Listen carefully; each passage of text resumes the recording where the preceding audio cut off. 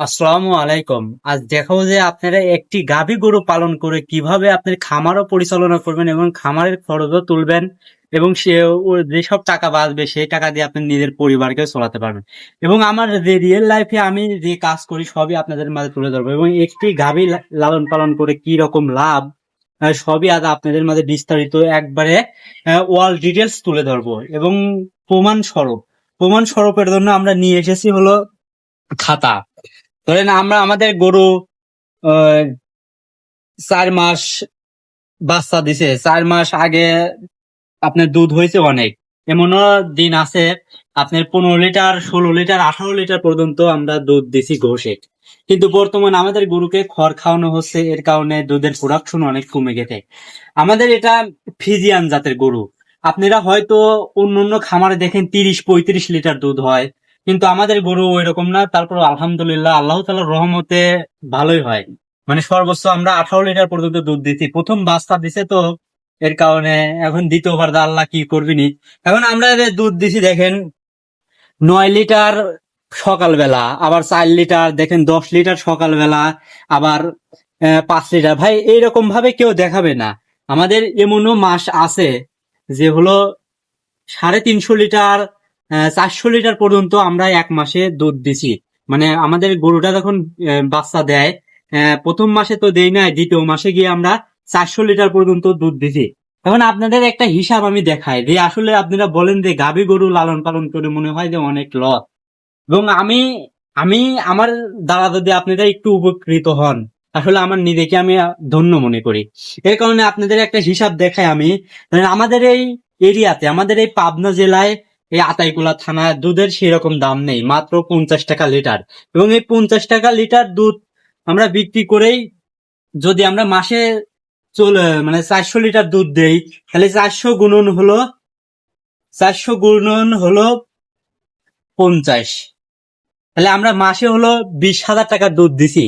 তাহলে কি পরিমাণে লাভ। কিন্তু আমাদের কিন্তু পাবনা জেলায় কিন্তু সেই রকম দুধের দাম নেই। আমরা আমাদের যে গরু আছে এই গরুর থেকে আমরা সর্বোচ্চ আপনার 20,200 কয় টাকা দিন পাইছিলাম এই 50 টাকা লিটার দুধ।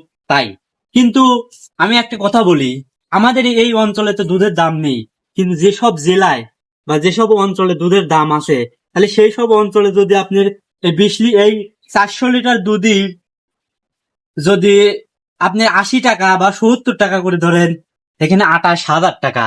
কিছু কি বুঝছেন? 28,000 টাকা। আবার এটাই যদি আপনার ঢাকা ঢাকা ঢাকার উত্তরে, ঢাকার ওই সাইডে আপনার 100 টাকা লিটার দুধ, সেখন কিন্তু আসতেছে হচ্ছে 40,000। এই গরু থেকে আপনার 40,000 টাকা ইনকাম। আপনি চাকরি করে কোনো সময় পারবেন? ভাই এইরকম ভাবে আপনি কেউ বুঝাবে না, এরকম ভাবে কেউ বুঝাবে না। বা এর আগে এরকম ভিডিও আপনি দেখছেন কি? আসলে সন্দেহ। কারণ আমি দেখতেছি, আপনি যদি আমার দ্বারা কোনো উপকার উপকার পান, আসলে আমি নিজের ধন্য। কারণ আমার টাকা আপনি নেবেন না। আপনি আপনার যদি ইচ্ছা থাকে যে আমি ষাঁড় গরু লালন পালন করে খামার করব, আপনি সেই ইচ্ছা বাদ দেন। সেটা বদলে আপনি ভালো জাতের 2টা হলো বকন বাছুর কেনেন। ইনশাআল্লাহ 1 বছর বাদে যখন, এখন এর পরিচালনা করাও একটু কঠিন। কারণ ঠিক মতন দেখা যায় যে গাভী গরু বাচ্চা দিতে যায় না। কারণ ভালো জাতের গরুগুলাকে যদি আমরা ভালোভাবে টেক কেয়ার না করি, কিন্তু পরবর্তীতে ভালোভাবে বাচ্চা দিতে যায় না। কারণ আপনি সব নিয়ম কারণ মানি করেন, ইনশাল্লাহ লাভবান হবেন। আমাদের এই একটা গরুর টাকা দিয়ে, যা সত্যি তাই বলতেছি, আমাদের এই একটা গরুর টাকা দিয়ে আমাদের এই 5টা গরুর দানাদার খাদ্য চলায়। এখন আপনাদের তো দেখাইলাম যে কি পরিমাণে এই গাভী গরুতে লাভ হয়, আপনারা দেখেন। এখন আমি ওদের খাওয়ার হিসাবটা আপনাদের দেখাই। এই আপনার এই একটা গরুকে আমরা কি কি দানাদার খাদ্য খেতে দেই? খড় না, মানে খালি দানাদার খাদ্য বাবদ, দানাদার খাদ্য বাবদ ওদের ও ভুসি দেয় হলো দিন 3 কেজি। মানে সকালে দেয় 1.5 কেজি। আমাদের একটা আছে, ডাকুন আছে। ওই ডাকুনে হাফ 1 কেজি করে ছাল আটে। ছাল না, ও ভুসি ভুসি। ওই ভুসি ও করছে গা দিন দেয় হলো 3 কেজি। তাহলে মাসে ওর হচ্ছে 90 কেজি আমরা ভুসি খাওয়াই। এরপর তাহলে ধানের গুঁড়া দেয় হলো গা দিন 1 কেজি, এবং তাহলে মাসে হচ্ছে গা 30 কেজি। ভুট্টার গুঁড়া দেয় দিনে 1 কেজি, তাহলে মাসে 30 কেজি। এবং সরিষার খোল দেয় হলো প্রতি প্রতি বেলা মানে সকালবেলা দেয় ওদের দুবেলা দেয় হলো 1.5 কেজি। তাহলে এগুলার মোট টাকা আসে আপনার ছাল বাবদ আসে মানে ভুসি বাবদ আসে হলো 3375 টাকা। আর হলো আপনার ধানের গুঁড়া বাবদ আসে হচ্ছে 500 টাকা, এবং ভুট্টার গুঁড়া বাবদ আসে হচ্ছে 750 টাকা, আর হচ্ছে খোল বাবদ আসে হচ্ছে 1800 টাকা।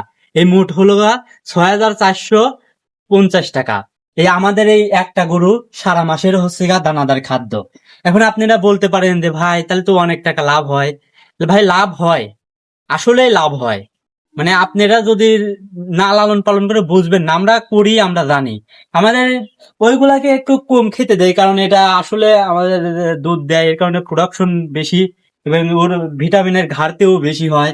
এর জন্য ওকে আমরা বেশি করে দানাদার খাদ্য খেতে চাই। এই মোট হলো 6000 ধরলেন 500, আর ওর হচ্ছে ওষুধ বাবদ আর বিভিন্ন খরচ মরচ ধরলেন আপনার 7000 টাকায়। এই 7000 টাকা ওরে এক মাসের হচ্ছে দানাদার খাদ্যর খরচ।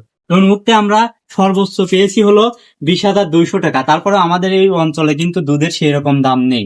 এবং আপনাদের একটি একটি হলো কথা, আপনারা যদি খামার শুরু করেন ঠিক আছে, যে ষাঁড় গরু দিয়ে শুরু করবেন সমস্যা নাই, কিন্তু ওই খামারে 2-1টা হলেও আপনারা গাভী গরু রাখবেন।